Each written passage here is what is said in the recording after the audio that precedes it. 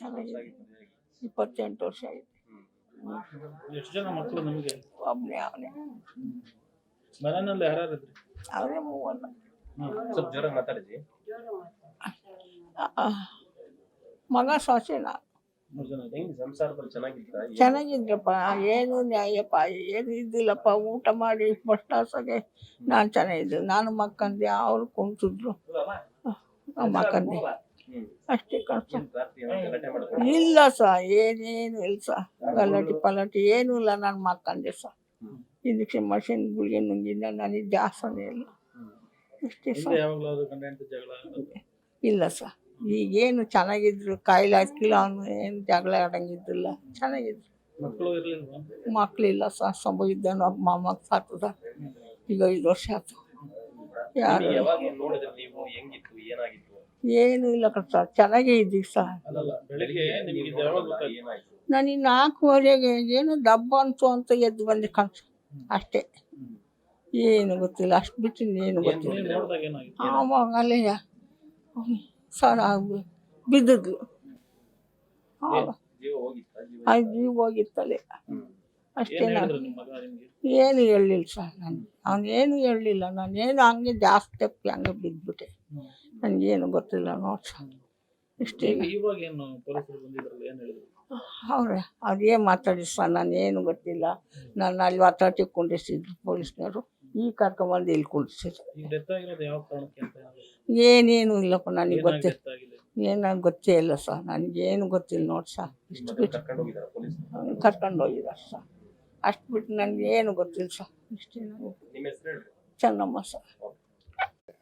ಅಯ್ಯಮ್ಮ ತೀರ್ಕೊಂಡಾಳೆ ಅಂತೇಳಿ 6:10 ನಮ್ಗೆ ಗೊತ್ತಾಯಿತು. ಬಂದ್ವಿ, ಇಲ್ಲಿ 6 ಕಾಲಿಗೆ ಬಂದ್ವಿ. ಒಂದು ನೋಡಿದಾಗ ಏಣಿ ಮೇಲಿಂದ ಬಿದ್ದು ಜಾರ್ಕೊಂಡು ತೀರ್ಕೊಂಡಾಳೆ ಅಂತ ಹೇಳಿದರು. ಹಂಗಂತೇಳಿ ಅವ್ರ ಮನೆಯವರು ರಿಲೇಷನವರೆಲ್ಲ ಬರಲಿ ಅಂತ ವೆಯ್ಟ್ ಮಾಡ್ತಿದ್ವಿ. ಅಷ್ಟೊತ್ತಿಗೆ ಡಿಪಾರ್ಟ್ಮೆಂಟ್ನವ್ರು ಬಂದು ಕ್ರಾಸ್ ಎನ್ಕ್ವೈರಿ ಮಾಡಿದಾಗ ಅವರು ನಾನೇ ಮರ್ಡರ್ ಮಾಡಿದ್ದೀನಿ ಅಂತೇಳಿ ಒಪ್ಕೊಂಡಾನೆ ಅಂತ ಹೇಳಿದರು. ಮರ್ಡರ್ ಮಾಡಿರೋರು ಅವರು ಯಜಮಾನ್ರಂತೆ, ರವಿಕುಮಾರ್ ಅಂತ.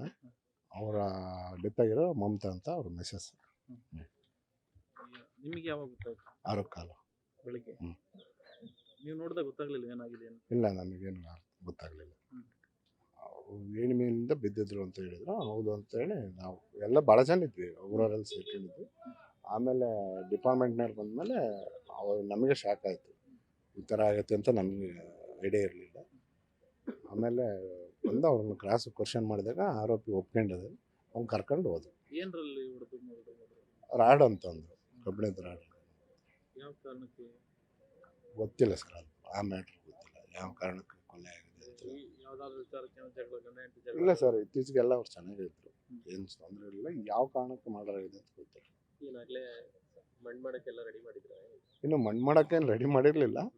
ಭಾಳ ಇದು ಬ್ಲಡ್ಡೆಲ್ಲ ಇದಾಗಿತ್ತಾ, ಅದನ್ನೆಲ್ಲ ಒಂಚೂರು ಎತ್ತಿಟ್ಟು ನಾವು ಅವ್ರ ಫ್ಯಾಮಿಲಿ ಅವ್ರ ತವ್ರ ಮನೆಯವ್ರು ಬರೋ ತನಕ ಏನು ಮುಟ್ಟಿರಲಿಲ್ಲ ನಾವು.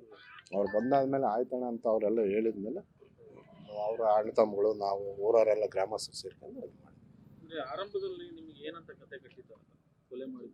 ಕೊಲೆ ಆರಂಭದಲ್ಲಿ ಏಣಿ ಮೇಲಿಂದ ಬಿದ್ಲು. ಅದೇನೋ ಪತ್ರ ತರಕ್ಕೆ ಬೆಳಗ್ಗೆ ನಮ್ದೇನೋ ಅಗ್ರಿಮೆಂಟ್ ಇತ್ತು, ಹೋಗ್ಬೇಕಾಯ್ತು.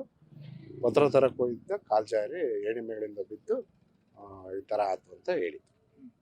ಆಮೇಲೆ ನಿಮಗೆ ವಿಷಯ ಗೊತ್ತಾಯ್ತಲ್ಲ, ಆರ್ಡರ್ ಮಾಡಿದ್ದಾನೆ ಅಂತ ನಿಮ್ಮ ಇಡೀ ತುಂಬ ಶಾಕ್ ಆಯಿತು ನಮಗೆ ಕೇಳಿ. ಇದೇನಪ್ಪ ಅವನು ಮೊದಲೇ ಪೇಷಂಟ್, ಅವನು ಯಾವ ರೀತಿ ಹಿಂಗೆ ಹೆಂಗೆ ಕೊಲೆ ಮಾಡಿದೆ ಅಂತ ನಮಗೆ ಆಶ್ಚರ್ಯ ಆಯಿತು, ಇಡೀ ಊರಿಗೆ ಆಶ್ಚರ್ಯ ಆಗಿತ್ತು.